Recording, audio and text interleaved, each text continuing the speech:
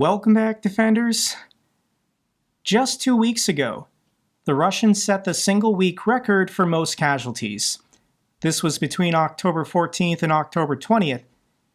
It's estimated that Russia lost 10,040 soldiers, killed, captured, and wounded. And the Russians said, "Hold my vodka, I think we can beat that."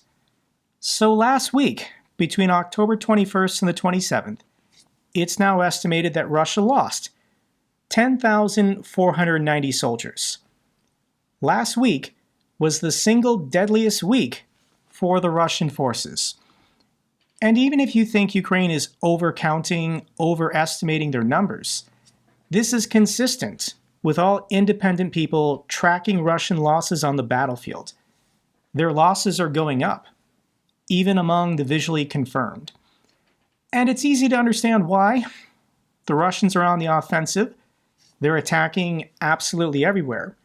They're trying to project strength ahead of all these elections in Western countries. 650,000 Russian soldiers have been killed or wounded in the war against Ukraine. This is according to President Zelensky. Russia itself has killed a lot of Russians. A lot of mobilized Russian soldiers were killed by the Russian army itself because they were afraid to attack, to perish under the bullets, or to be wounded. So they retreated and then were killed by their own army. This is their law of war. I've seen the videos on Twitter of barrier troops firing on their own soldiers for retreating. I've seen the videos of Russian units trying to surrender, and then their own artillery starts firing on them. I've seen the punishment videos. Russian soldiers who refused commands being thrown in pits without food and water for 3 days. A lot of these guys end up dying. And I do think this headline is actually not correct. 650,000 Russian soldiers. It should say soldiers fighting for Russia, whatever country they originally came from. These are mercenaries from China or Syria, Somalia, Nepal, wherever. Ukraine counts everybody fighting for the Russians, including prisoners gang pressed by the Wagner PMC when they took Bakhmut. And unfortunately, the largest group killed who aren't Russian soldiers, I think, are Ukrainian citizens. These are Ukrainian men from the Donbas region, the area that Russia controlled in Luhansk and Donetsk. They were all force mobilized and then sent to the front. Potentially a third of this number is Ukrainian citizens. Forced conscription, how Russia wiped out the entire male population of the occupied Donbas region. So in February of 2022, Russia mobilized them all and sent them to the front. Ukrainians killing Ukrainians, Russia views this as a win-win. But we're now 2.5 years into this war. They've mobilized everyone they can from the occupied territories. Any foreign mercenaries that want to sign a contract, they've had 2.5 years to do it. Any Russian man who wants to sign a contract, they know where to sign up. They're not doing it anymore. So this brings in the North Koreans. According to the Wall Street Journal, North Korea is not sending their best. North Korea sends young, inexperienced, malnourished soldiers to Russia to test in Ukraine, just to be used as cannon fodder. North Korean troops training has mainly focused on mountainous operations against the south, leaving them potentially unprepared for the flat borderlands of Ukraine's front lines. So yes, North Korea is sending officers, about 500. They're sending 3 generals. The reports are they're sending pilots, maybe less than 10. And they are going to send some special forces, I think for propaganda purposes. But those guys aren't actually going to fight. They're not going to risk losing their lives because these are the most trusted and loyal people to Kim Jong-un. But for the average grunt, yeah, I think Kim Jong-un sent his weakest and least healthy because these people are never returning. They're never going to be allowed to return to the Hermit Kingdom. This is a one-way ticket for all these North Korean men. Ukrainian forces have not yet engaged combat with the North Korean soldiers. This is going to happen really any minute now, as the North Koreans are already reported to be inside of Kursk. Ukrainian intelligence intercepted this phone call. I'll link it down below. It's just two Russians talking about logistics. These North Korean soldiers are being shuttled in civilian vehicles. So in this intercepted phone call, they're talking about a civilian-plated KAMAZ truck full of North Korean guys. And it's obvious where they're heading in the Kursk region. So the reports is that North Koreans are being bussed right now from Voronezh to Kursk. And yeah, within the next day, couple days, they're going to start hitting the battlefield. South Korean delegation to brief NATO on North Korean troops in Russia. Seoul may also consider sending a monitoring team and potentially provide Ukraine with weapons. South Korea has to respond in some way. This is not good news for the Russians. If you had to pick one of the two as your ally to fight a war, would you take the economically prosperous and technologically advanced South Korea, or would you take the impoverished, malnourished, living in darkness North Korea? It's not a contest. 200 North Korean defectors are seeking to deploy to Ukraine to help counter these North Korean troops. So this is a group in South Korea of North Korean defectors. Lee Min-bok, one of the initiative's leaders and a North Korean defector since 1995, has directly petitioned the Ukrainian embassy in Seoul, asking for permission to assist Ukrainian forces in counteracting North Korean military involvement. There is, I think, good advice these North Korean defectors can give to Ukrainian units, how to combat, counter, or convince these North Koreans to surrender. My suggestion would be to blast some K-pop music and drone drop some Choco Pies on these guys, but we already know the Russians aren't going to allow them to surrender. If these guys try to retreat, or if these guys try to surrender, then the Russians are just going to liquidate them.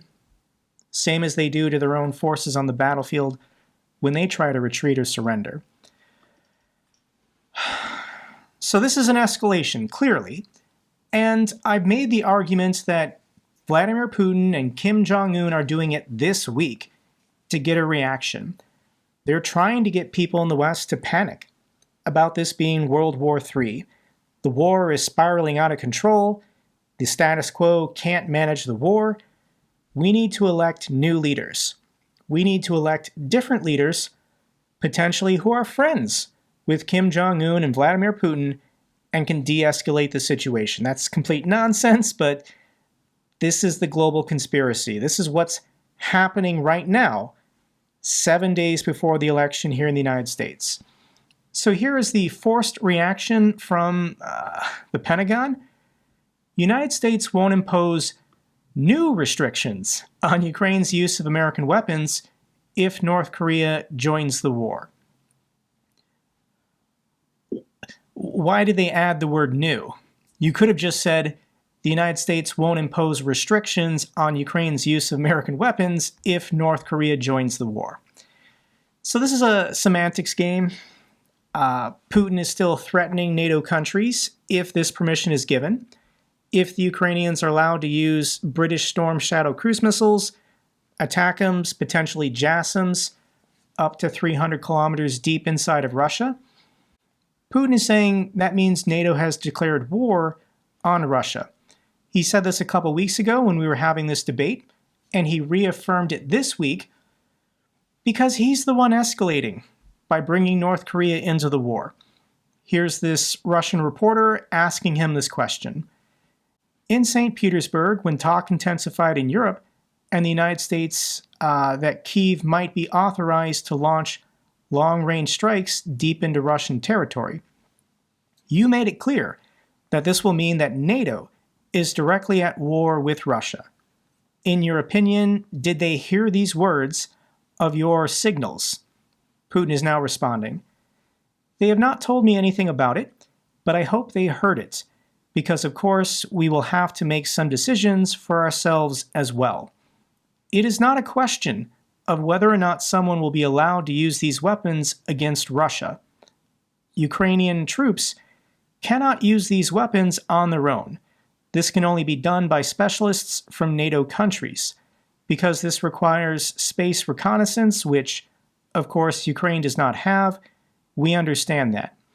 Specialists are needed who, using the reconnaissance data, will enter flight missions and perform a whole range of other manipulations. The Ukrainian army cannot do this on its own. Therefore, what is happening now is being done by NATO officers. This is Putin's assertion. The only question is whether or not they will allow themselves to strike deep into Russian territory. That is the question. And naturally, we will have to respond accordingly. As to how to respond, when and where exactly, well, it's a bit early to talk about that. But of course, our military command is thinking about this and will offer various options for responding. So Putin's full of it in this clip, and I can prove to you how.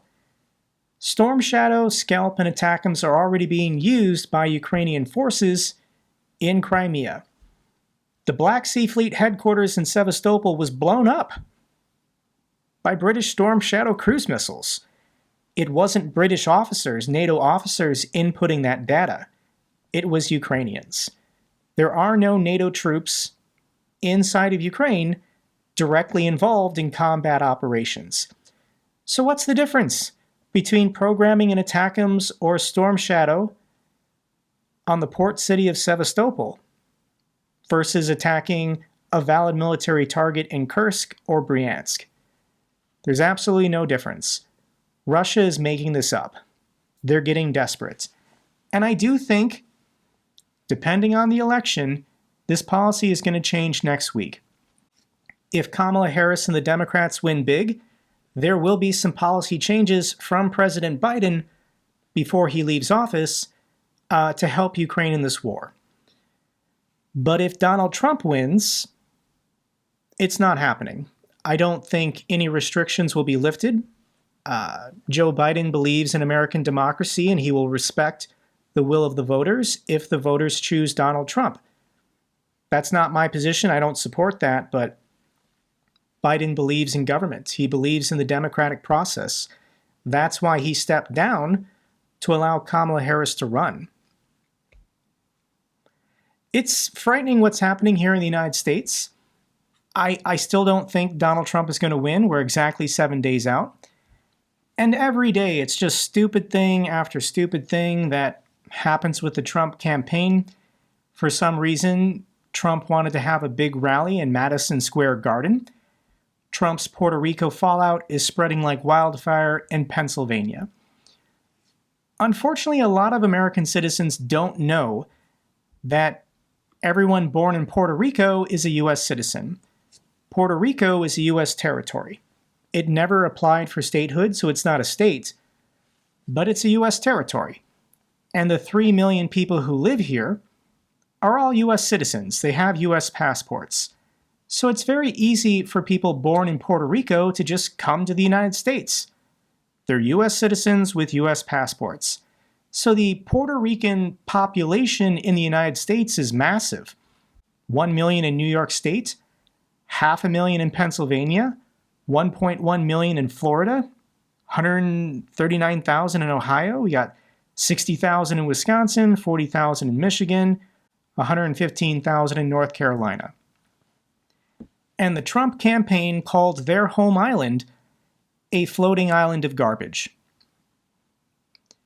Now, yes, this man is a comedian, but when you take the podium, you are speaking on behalf of that presidential campaign. You've got the banner here. This is a Trump rally. You were invited to speak. Ideally, your speech was screened, so you didn't say any stupid things. And this guy, he's a roaster. He's most famous recently for being part of the Netflix roast of Tom Brady. And there's a time and a place for insult humor, and it's not in a presidential campaign. People are scared. Republicans are scared about having their rights taken away if Democrats win. Democrats are scared about their rights being taken away if Republicans win. People tune into these rallies for inspiration, motivation, clarity, not to be insulted. And this guy insulted women, insulted black people, insulted Hispanics, insulted Puerto Ricans. This was pretty stupid. And this is the only thing people are talking about from this rally. This comedian also said that Travis Kelce might become the next O.J. Simpson, implying that after Taylor Swift and Travis Kelce get married, Travis Kelce is going to murder Taylor Swift. This isn't a good closing message for a presidential campaign in the final week. So, Puerto Rican Americans are pretty upset. The Republican chair of Puerto Rico is saying he won't vote for Trump unless Trump apologizes for the speaker at his Madison Square Garden rally.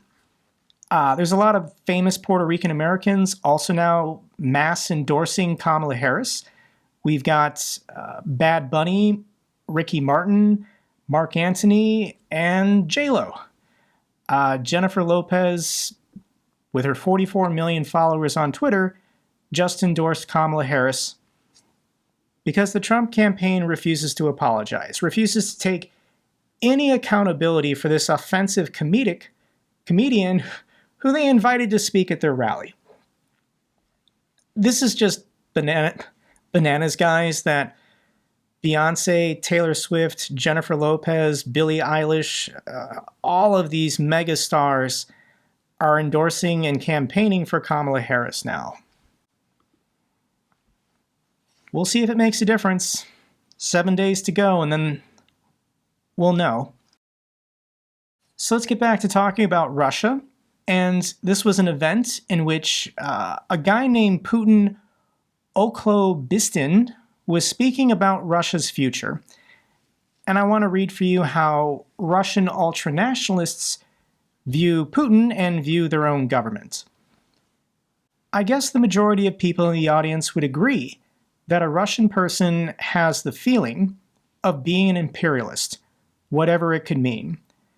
It's because Russia is an empire, and any empire strives for expansion, and there will be no rest for us until Russia establishes its protectorate over the entire planet.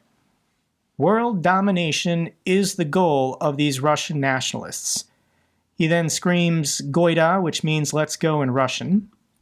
Here's Alexander Dugin. This is Russia's greatest philosopher living today, I guess, nicknamed Putin's brain.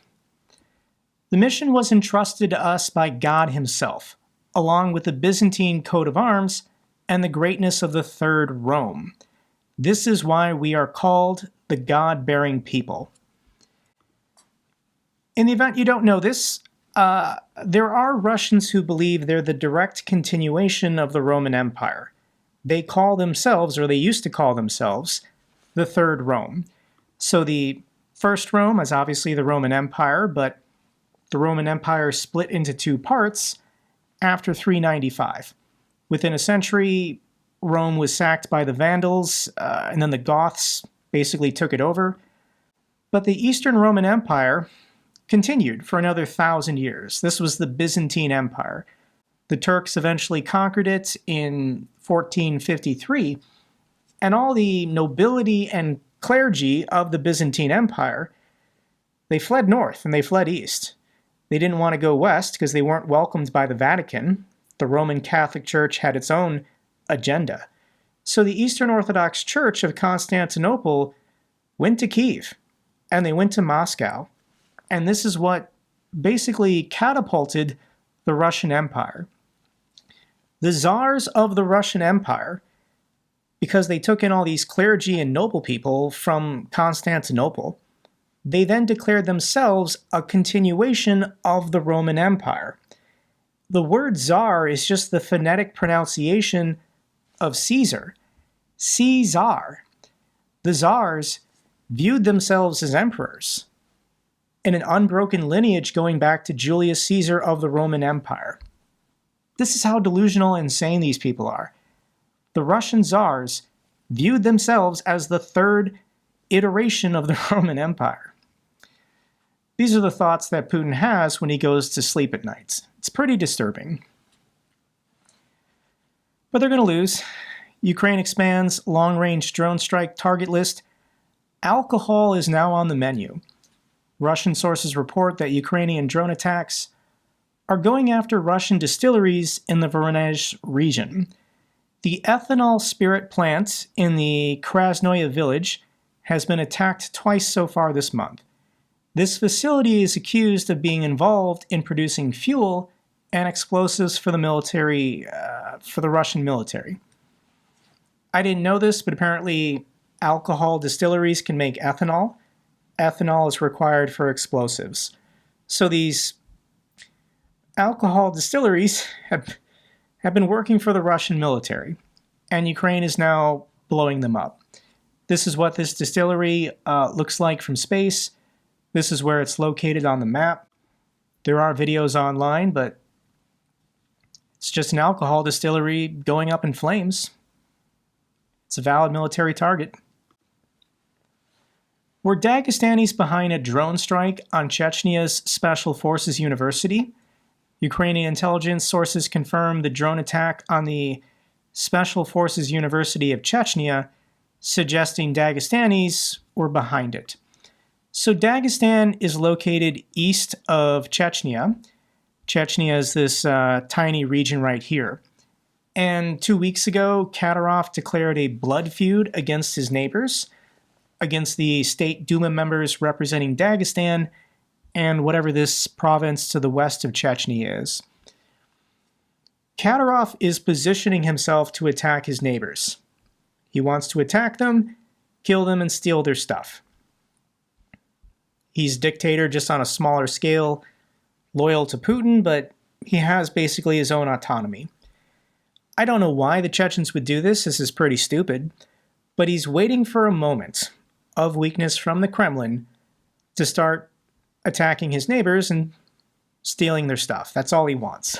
It's not complicated. Russia is forcing wounded soldiers back into combat amid offensive on the city of Liman. We're getting videos. I'm going to link this down below. I'm not going to show it because these Russian soldiers have festering wounds, they have gangrene, they have limbs that have gone entirely black and are going to have to be amputated at some point. These Russian soldiers are not being medically evacuated or treated. If they get wounded, they just have to keep doing their normal duties, or they're next up to be in the next meat assault because they're going to die anyways. So I'll link this down below. It's disturbing to see people suffering, even if they're Russian soldiers. Their own military, their own government is doing nothing to help these guys. This seems symbolic of something, but this is a geyser of human feces exploding somewhere in Moscow. A sewer main erupted, and I think I can show this video.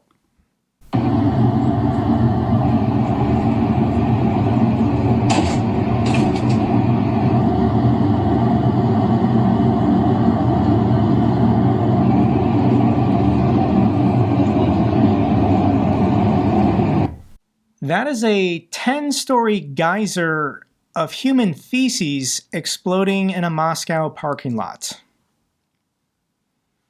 This winter is going to be bad for the Russians. Given all the utility disasters and pipe explosions last winter, everything's going to be worse. I don't even know what to say about this. This is so disgusting and weird. But that's Russia. Russians are complaining on social media because butter is now being put in anti-theft containers in Russian supermarkets.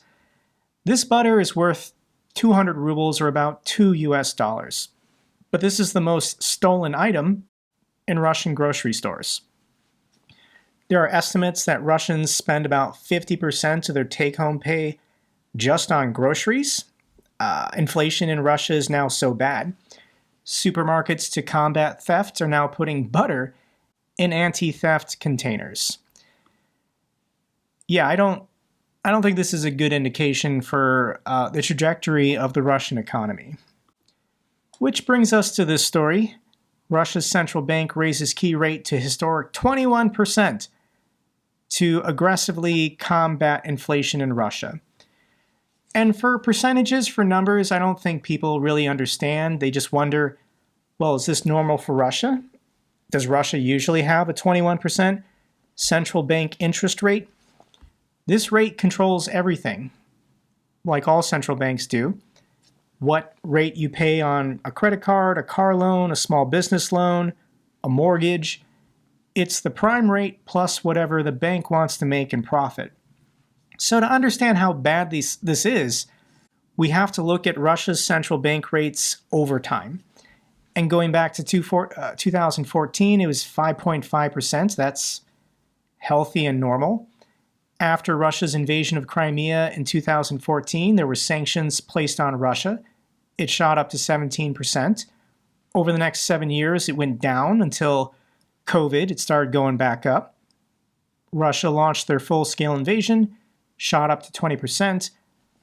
Russia's central bank then thought their economy was good enough to bring it down to 7%. This was 2022. Russia was getting top dollar for their energy exports. The Russian economy actually did pretty well 2 years ago. But since then, this is a disaster. 21% is a new, recent record high. And what's going to bring it down? What good news is Russia going to get in the next couple years that's going to help them with inflation and allow their central bank to lower rates? So here is the head of the Rostec Corporation giving a report talking about how 21% interest rates are going to destroy the Russian economy. A serious obstacle to further industrial growth is the record level of the key rate. It is simply unprofitable for enterprises to use borrowed funds. If we continue to work like this, the majority of enterprises in Russia will go bankrupt. Unfortunately, exports of high-tech products are also falling.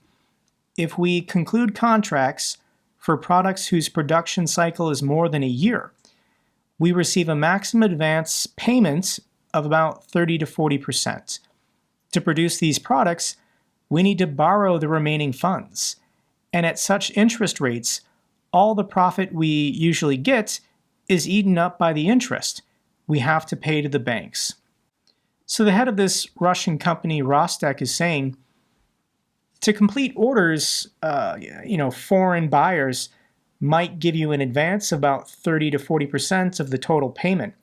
So to complete a year-long contract and manufacture whatever is being manufactured, companies have to borrow money before they receive the rest of the payment. And at 21% interest rate APR, higher than that with the bank's profit, there's no money to be made in making stuff in Russia and trying to export it anywhere in the world. Russia is not a competitive country for any exports, really.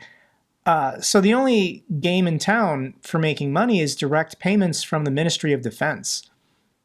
The only people who are going to be able to survive in this current Russian economy with these interest rates are people with government contracts, people loyal to Putin, people that the Kremlin can control, because they're the only ones paying anyone anything. It's not going to go well. Here's an update on the G7. This is the exact breakdown of all the loans being guaranteed. Money will start flowing in December. This is a $50 billion loan from the G7. America is kicking in $20 billion. The European Union's kicking in $20 billion. Canada 3.6, Japan 3, and the UK 3. This is not free money. This is money being loaned to Ukraine, and then the loan is being repaid with the interest coming from frozen Russian assets. If something happens with Ukraine, the loans are guaranteed with the principal from the frozen Russian assets. So this is a no-brainer. I wish the G7 had accomplished this a year ago, but it's free money for Ukraine, and it's free money for these G7 countries making a profit on this loan being repaid with frozen Russian assets. This is a win-win for everyone except Russia. Let's get to the good news. Croatia to supply Ukraine with M84 tanks and M80 infantry fighting vehicles. Croatia is basically upgrading to more modern equipment, and they're donating these older Soviet-era armored fighting vehicles. Thank you so much to the people of Croatia. Sweden allocate $68 million in military aid to Ukraine. Thank you so much to the people of Sweden. Norway's Prime Minister announces new 500 million euro aid package.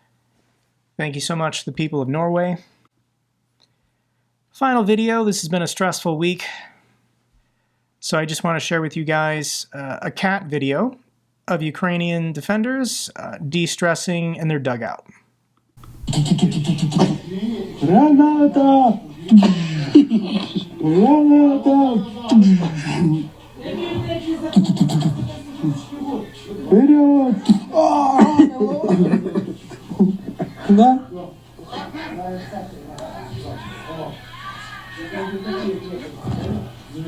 Рано вот, а? Вперед! Вперед! Вперед! That's all for this update video. Glory to Ukraine, glory to the heroes. If you found this video informative, give me a thumbs up. Best way to support the channel. Comments and questions, let me know down below. I love hearing from you guys. Till the next video, keep defending the truth, keep defending democracy.